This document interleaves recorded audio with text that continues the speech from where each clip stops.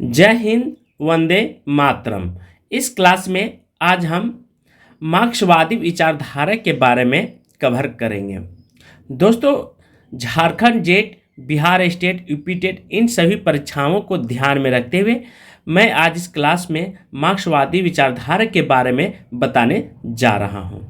बहुत ही important class होने वाली है। विचारधारा अर्थात इनके रास्ते पर और कौन कौन विद्वान चले हैं जो समाज की एक नई दिशा और दशा सुधारने का प्रयास किए हैं।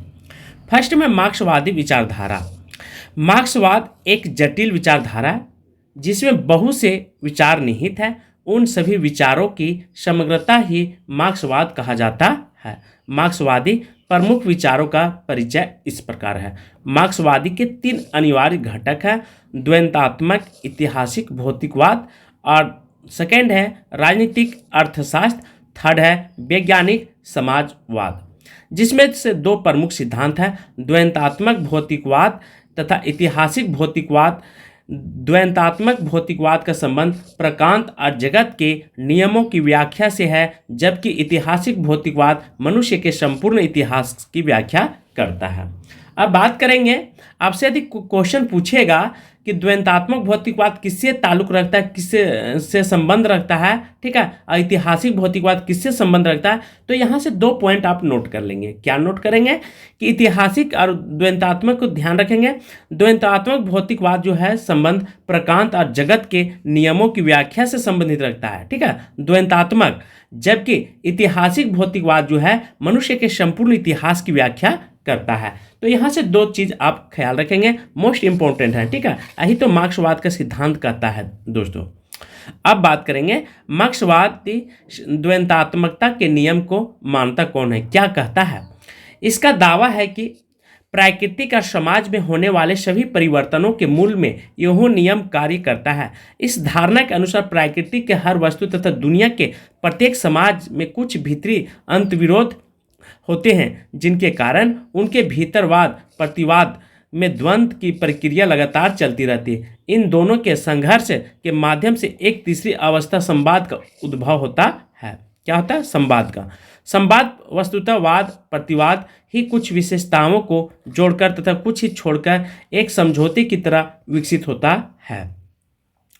आगे चलकर संवाद खुद और बाद में वाद बन जाता है तथा उसके विरुद्ध पुनः प्रतिवाद का विकास होता है। वाद प्रतिवाद तथा संवाद की त्रिस्तरीय प्रक्रिया के माध्यम से सारा विकास होता है। अतः विकास के लिए इंद्र या संघर्ष जरूरी है। इसमें मार्क्स के निषेध का नियम कहा जाता है, ठीक है। यह मार्क्स का निषेध का नियम कहा जाता है। ये इंपॉर्टेंट हो जाती है दोस्तों, आप सदैव ध्यान रखेंगे। सेकेंड पॉइंट है मानव समाज का सबसे महत्वपूर्ण नियम। इसमें एक बुनियादी ढांचा होता है तथा शेष ऊपरी ढांचे होते हैं।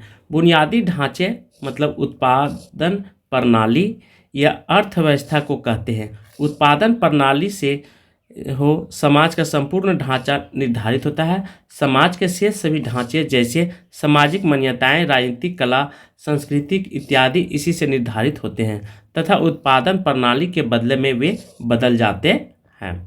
मार्क्स का दावा क्या है कि हर समाज में 2 ऊपर तथा गरीब में विभाजित होता है। इतिहास के किसी चरण में कुछ व्यक्ति बलपूर्वक उत्पादक संपत्तियों के मालिक बन जाते हैं, जबकि बाकी लोग सिर्फ कठोर मेहनत के बल पर जीवित रखने और शोषण सहने के मजबूर होते हैं। यह शोषण प्राचीन काल से ही शुरू हुआ है, बदले में रूपों में आज तक चला आ रहा है। इतिहास काल की व्याख्या का अर्थ यही है कि इन वर्गों के माध्यम से युगों में परिवर्तन समझा जा सकता है। बिल्कुल सही है। मार्क्स के अनुसार क्या कहते हैं कि शोषित वर्ग की समस्याओं का ही समाधान है कि यह संगठित होकर हिंसक क्रांति करे और वर्ग चेतना अर्थात अपने वर्ग की वास्तविक स्थितियों तथा हितों की समझ पैदा होने पर शोषित वर्ग अपने अधिकारों के लिए जागरूक होता है, क्रांति की संभावना बनती है। मार्क्सवाद की गांधी जी तथा स्वप्नदर्शी समाजवादियों द्वारा समानार्थिक हृदय परिवर्तन के विचार में कोई आस्था नहीं है, क्योंकि उसके अनुसार एक कल्पना है या गद्यार्थ नहीं है, ठीक है।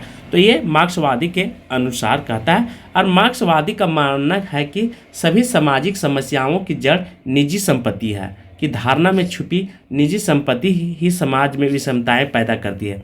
इसके कारण एक वर्ग में पीढ़ी दर ठीक है पीढ़ी दर पीढ़ी अमीर का संचरण होता रहता है, जबकि दूसरे वर्ग में पीढ़ियों गरीबी और शोषण झेलते रहने की मजबूर होता है। जब तक निजी संपत्ति की धारणा का पूर्ण विनाश नहीं होगा, तब तक समाज में मान्यता की स्थापना नहीं हो सकेगी। मार्क्स का दावा है कि क्रांति के बाद समाजवाद तथा साम्यवाद में निजी संपत्ति का अस्तित्व नहीं रहेगा। ये बिल्कुल सही है दोस्तों।